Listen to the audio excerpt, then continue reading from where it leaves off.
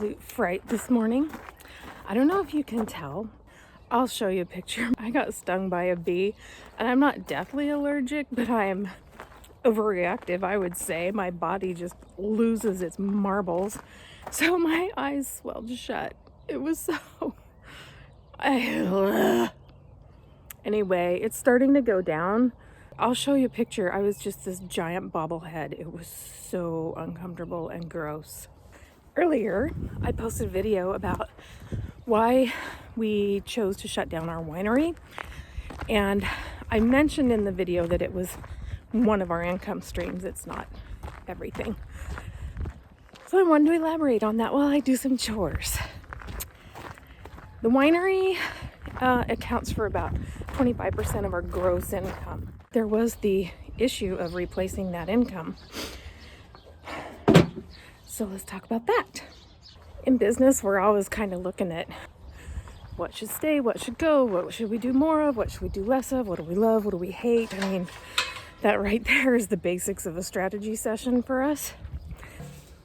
A 25% income loss, that can be really rough.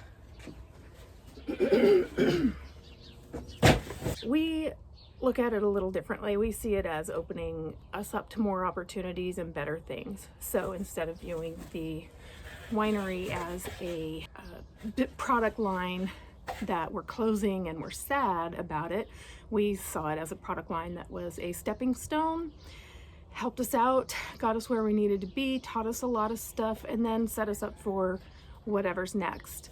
And we learned a lot along the way. Super excited about that. Closed down the winery, happy about that. Now that opens us up for doing more of the things that we really love and how we're going to do those things to make money. You can't just close it down and say, well, I'm going to do more of what I love, because what I love would be eating bonbons and sitting on the couch. But actually, I wouldn't like that. But doing what I love and adding to the income stream. A lot of that has been teaching classes, and it can be arts and crafts classes, soap making classes. I actually really enjoy doing these videos and talking about the behind the scenes business stuff. Here's something interesting. Let me get Susie's food. I did have a really fascinating interview with a journalist who it was so fun. I just really enjoy talking to people, especially really interesting people. She's a journalist, and she covered real estate in Portland during the recession in 2008. And she said, you know, it was really interesting because she talked to a lot of realtors during that time, and they never really talked in depth about the recession. They talked about it as a good market for buyers. And I thought, boy, you know, I appreciate marketing doublespeak, and I understand the necessity of it. And as a generator of some myself, I understand the value of it. However, sometimes I just want no bullshit. I don't want bullshit. So when she said that, I was like, yeah, you got to draw the line. At some point, you got to get real. Speaking of getting real, let's talk real beauty here. This gorgeous specimen is Susie. 34-year-old Arabian mare, the greatest horse to ever live. She's annoyed with me because I won't let her out of the gate to get her goodies, but look at that beautiful girl. God, she's amazing. Toughest horse I've ever met. She looks real dainty and breakable. She is a badass girl.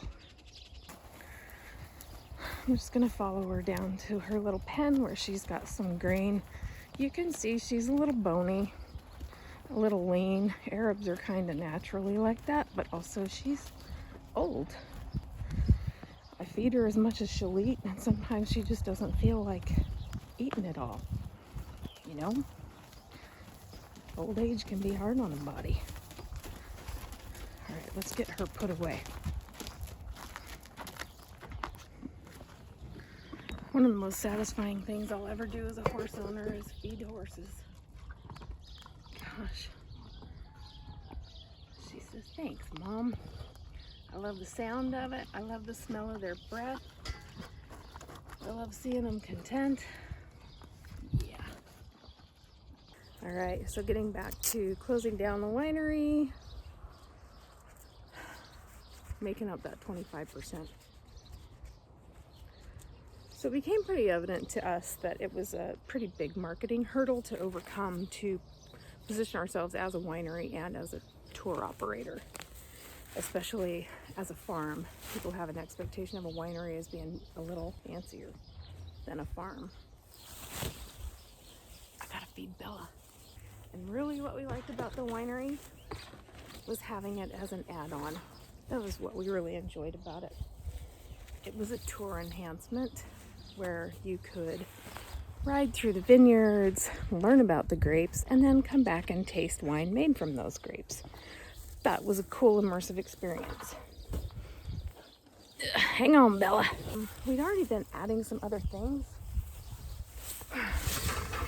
to sort of enhance the tours. Lots of classes and educational stuff, arts and crafts, learning more about the area. That's always been our jam, is teaching people more about this area. There you go, sweetie.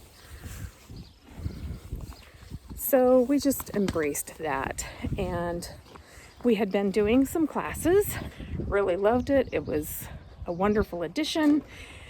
We decided that our focus would be to have that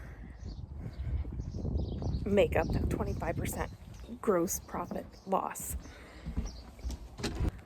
Talking about backfilling income streams or product lines that you let go of with other product lines or income streams. And I was talking about how ours are classes. We're picking classes and kind of farmstead skills and homestead skills.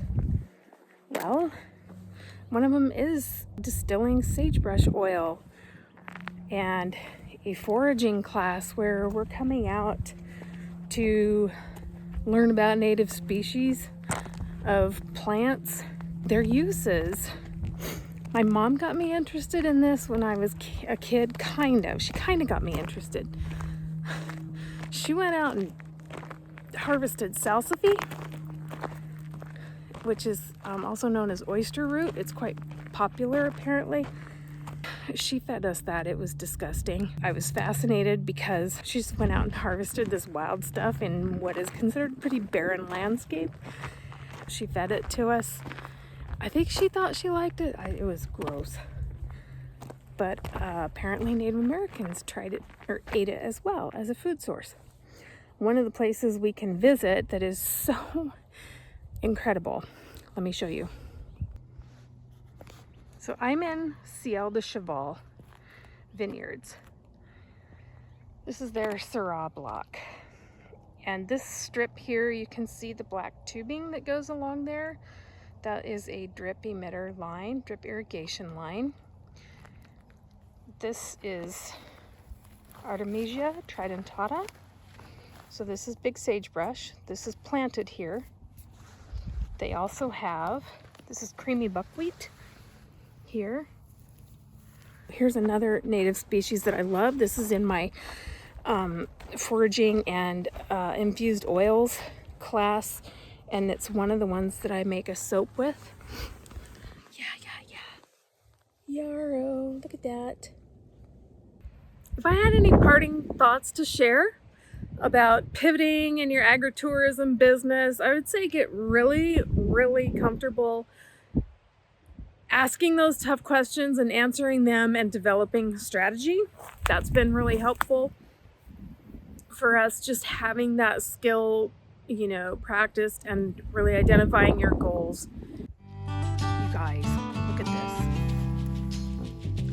Look at these beautiful, tiny little flowers. The grapes have blossomed. That is so beautiful. I love this time of year.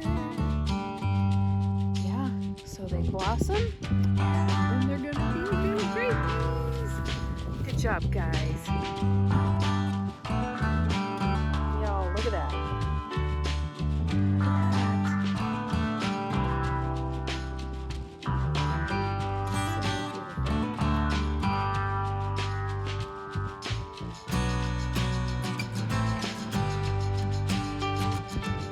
Subscribe to the YouTube channel for more updates and to hear more about what we're doing out here. Or, of course, please come out and join us. We would love to have you. Bye!